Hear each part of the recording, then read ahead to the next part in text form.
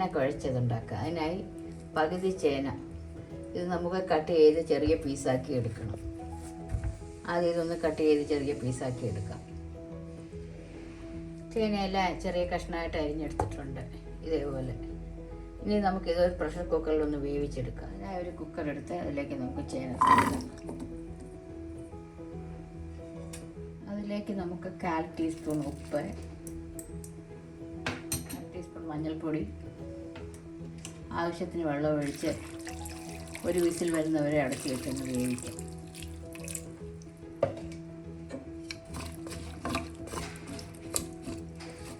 കുറച്ച് ഉപ്പേ ഞാൻ ചേർത്തിട്ടുള്ളൂ, പിന്നെ നോക്കിയ ശേഷം നമുക്ക് ബാക്കി ചേർക്കാം.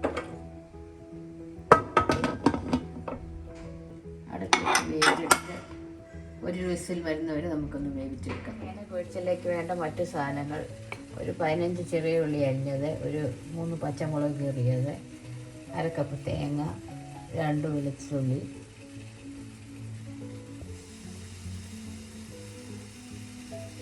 കുറച്ച് മുളക് പൊടി, മഞ്ഞൾപ്പൊടി, ഉപ്പ്, വെളിച്ചെണ്ണ, ആവശ്യത്തിന് വെള്ളം, കടുക്. ഇനി നമുക്കിത് എങ്ങനെ ഉണ്ടാക്കാമെന്ന് നോക്കാം. അതിനായി ആദ്യം ഒരു മിക്സി എടുത്ത് ഒരു ജാറെടുത്ത് നമുക്ക് അരപ്പ് തയ്യാറാക്കാം. വേണ്ടത് കുറച്ച് ജീരകം, താളിപ്പിനായി 3 ഉണക്കമുളക്, 1 തണ്ട് കറിവേപ്പില, കുറച്ച് കുഞ്ഞുള്ളി.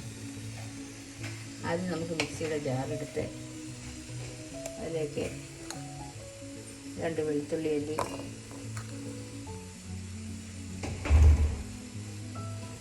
തിരിഞ്ഞ് വെച്ചിരിക്കുന്ന തേങ്ങ,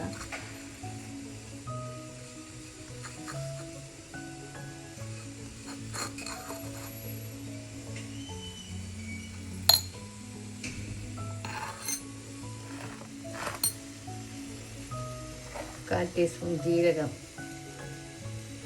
1 നുള്ളു മഞ്ഞൾപ്പൊടി. മഞ്ഞൾപ്പൊടി നമ്മൾ നേരത്തെ അതിൽ ചേർത്തിരുന്നു. ഇത് അടച്ചു വെച്ചൊന്ന് ചതച്ചെടുക്കാം.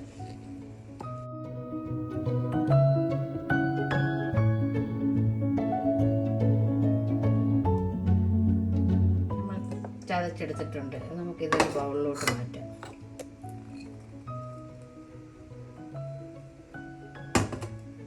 കുക്കറെല്ലാം തണുത്തതിൻ്റെ വിസിൽ മാറ്റിയിട്ട് നമുക്ക് തുറന്ന് നോക്കാം.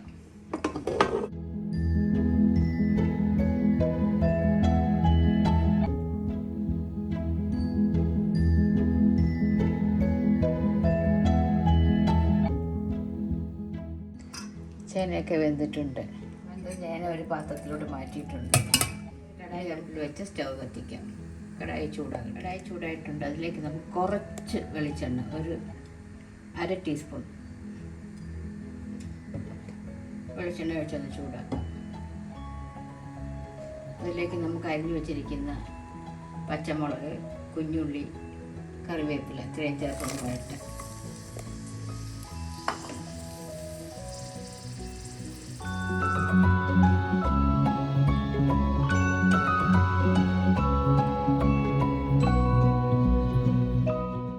ഇതൊക്കെ ഈ ഓയിൽ കിടന്ന് ചെറുതായി ഒന്ന് വഴലട്ടെ.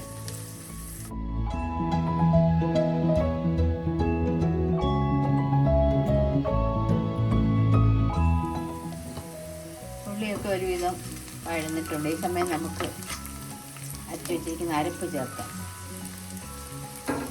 അരപ്പ് ഓയിലൊന്ന് പച്ചമണം മാറുന്നവരെ ഒന്ന് മൂപ്പിക്കാം. അതോടൊപ്പം തന്നെ 1 ടീസ്പൂൺ കല്ലുപ്പും കൂടെ ചേർക്കാം. നമ്മൾ നേരത്തെ 1/4 ടീസ്പൂൺ ഉപ്പാണ് ചേനയിൽ വേവിക്കാൻ ചേർത്തത്. നല്ലതുപോലെ പച്ചമണമൊക്കെ ഒന്ന് മാറട്ടെ.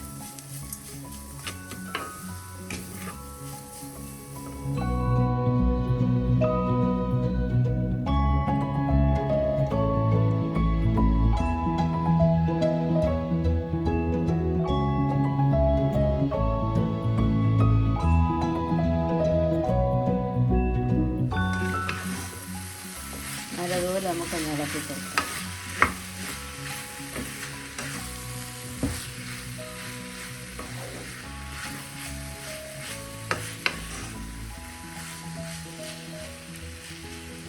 ലോ ഫ്ലെയിം ആക്കി നമുക്കൊന്ന് ഒഴിച്ചെടുക്കാം.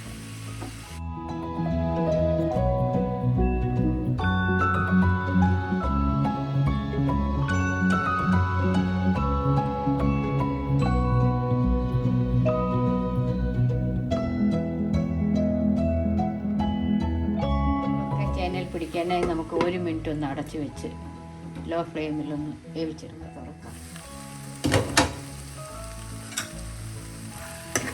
ചേനയൊക്കെ നല്ലതുപോലെ വെന്ത് കഴിഞ്ഞിട്ടുണ്ട്. അപ്പോൾ നമുക്ക് ഈ സ്പൂൺ വെച്ച് നമുക്കൊന്ന് ഉടച്ച് കൊടുക്കാം. ഇവിടെ മത്തൊന്നുമില്ല ഉടയ്ക്കാം. ഇത് വെച്ച് നല്ലപോലെ വെന്തത് കൊണ്ട് അത് പെട്ടെന്ന് ഉടയുന്നുണ്ട്.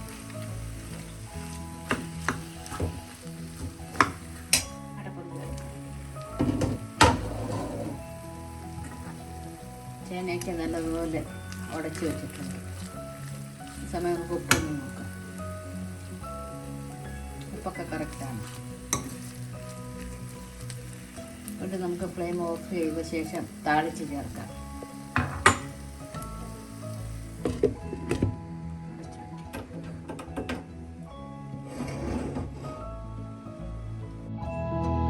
അടുപ്പിൽ വെച്ച് സ്റ്റവ് കത്തിക്കാം. പാനം ചൂടാകുമ്പോൾ ഏകദേശം 1 ടേബിൾ സ്പൂൺ വെളിച്ചെണ്ണ ഒഴിക്കാം. വെളിച്ചെണ്ണ നല്ലതുപോലെ ചൂടാകുമ്പോൾ നമുക്ക് 1/2 ടീസ്പൂൺ കടുകിട്ട് പൊട്ടിക്കാം.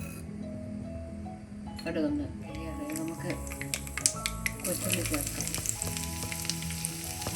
വറ്റൽമുളക്,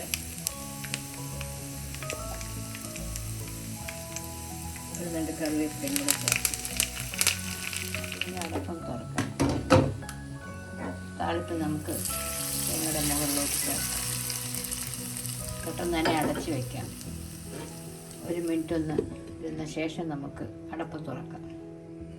ചൂടാകുമ്പോൾ ഒരു 1/4 ടീസ്പൂൺ മുളക് പൊടിയും കൂടെ അതോടൊപ്പം ഒന്ന് മൂപ്പിച്ച് ചേർക്കാം. ഞാൻ മറന്നുപോയി കടുക് വറുത്ത് ചേർക്കാം.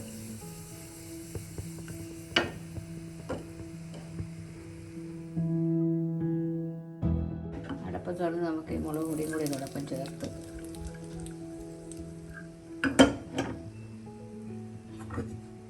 എല്ലാം കൂടെ ഒന്ന് മിക്സ് ചെയ്തെടുക്കാം.